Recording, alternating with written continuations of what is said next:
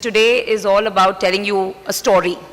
When I joined the company 10 years back, we were 500 crores. Today, with my father's vision, we're a 5,000 crore company in Pune.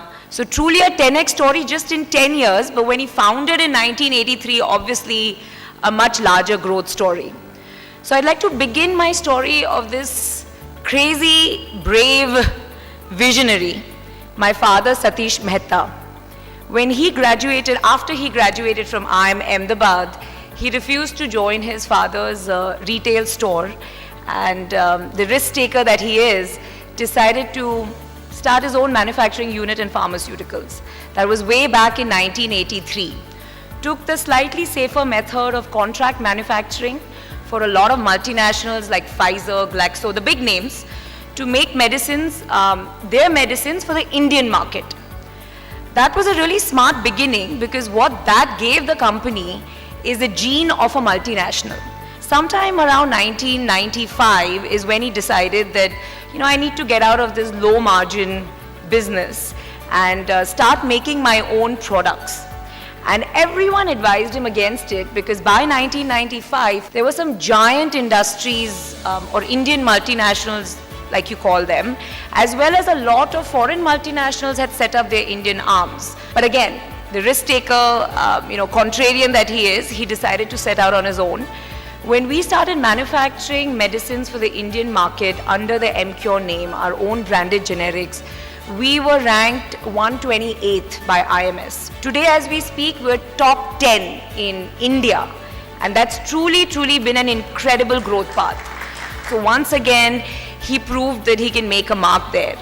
Then in 2001, he did the craziest thing of his lifetime.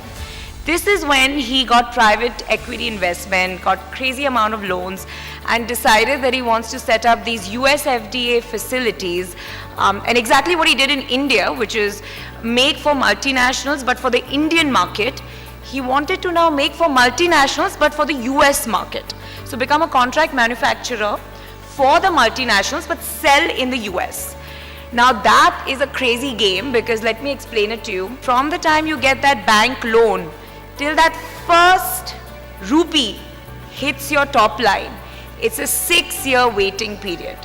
And that is what I call an entrepreneur. He took that risk, he built world-class facilities. We have 11 facilities at this point, and he's done a remarkable job. So that was in 2001. But then again, here's a man who doesn't believe in resting or taking it easy, or maybe taking an early retirement and doing some philanthropy. No, he just keeps going. So in 2011, again, he's like, I need to do something. And that's when he decided to make his very first acquisition. And that's when in 2011, he bought a virtual company. The reason I say virtual is that no manufacturing, no R&D, just a team of people who did marketing and had relationships with the distributors. So in 2011, he bought that company when they had a turnover of 11 million US dollars. And today, this year, we're going to exit at 300 million US dollars. Once that was a success, then again, the man never rests. He decided to do that in London, he decided to do that in Canada, and like Aditya just mentioned, the string of pearls philosophy, or an acquisition after acquisition that makes sense, continued. Life is never easy for an entrepreneur, and he's had his set of challenges, so it's not that everything just worked out great. So my father went bankrupt almost twice in this journey of taking the company to 5,000 crores. And I remember those days when we were almost bankrupt and people advised him to shut down the business were not easy days for him. But he never showed it. He is an eternal optimist. Just about 3 years back, he had the biggest blow of his career. He's 68, works harder than anyone I know. I mean, he'll come from the US at 2 in the morning, wake up at 5 for his yoga, he's at work at 7. Just the most high integrity, hard-working person.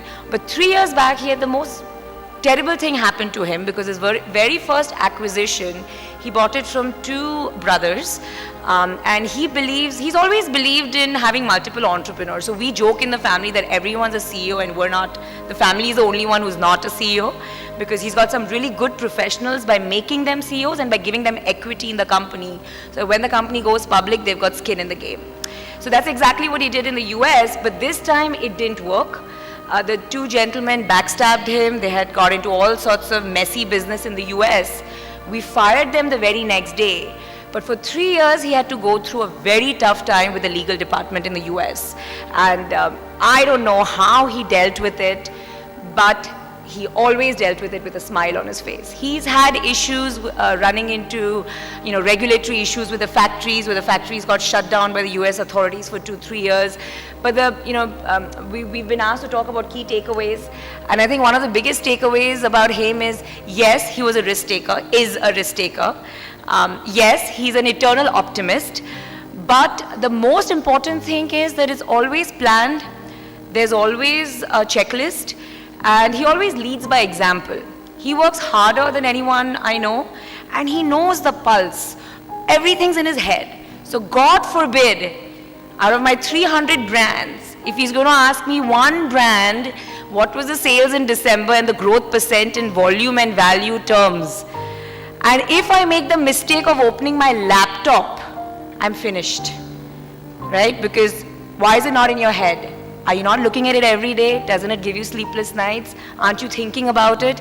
Why do you need to open a laptop to look at your core business and your core numbers?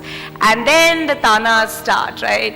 Guys are lucky, second generation, got it all ready made. You don't have to work hard, blah, blah, blah, blah. So he keeps us on our toes, but it's beautiful because we're learning every single day, and it's an honor and a privilege to learn from the best. And don't get me wrong, we have our fights, and sometimes the best decisions come out of disagreement. So definitely a fun and very exciting journey. Personally for me, when I joined the company 10 years back, it wasn't easy because there's no credibility for a second generation. People don't take you seriously. I think in my case, two things helped me when I joined. Number one, having a CA MBA degree and having worked for 6 years in a company other than my father's gives you a credibility, certain amount of credibility when you join. Secondly, I was very persistent if I wanted to change something, because I was all about, since I'd worked in the US, I was all about, like we just discussed, putting systems in place, having a leadership bandwidth at level 2, level 3, level 4. I was very passionate about that.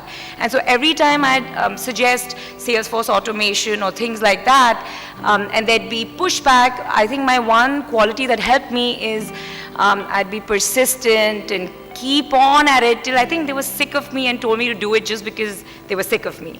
So that was in the initial 2-3 years when the credibility wasn't built.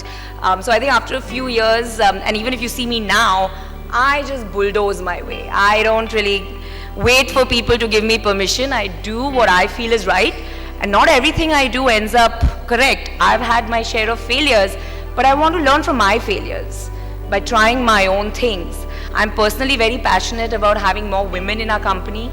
So I see a decent percentage here, but we started programs like Prerna, where we really work hard with speaker sessions, mentoring, networking to get more women in the company. I think women need to get rid of guilt. It's like damn if you do, damn if you don't. If you're working, you're guilty you missed a PTA meeting. If you're a housewife, you're guilty you wasted your degrees. So just get rid of the damn guilt, you'll be 10x more productive. So I tell my women that all the time, get rid of the guilt, become a little selfish, learn to promote yourself. So I have my own Instagram page. I'm very open to media. I'm out there speaking, talking. I think there's nothing wrong in speaking up and getting yourself out there. So I think this is what I tell our women at Emcure, and we have a lot of fun together. I think women in positions of power like me need to do that extra bit to have a higher percent of women in the workforce. These are my few key takeaways. Thank you for your time.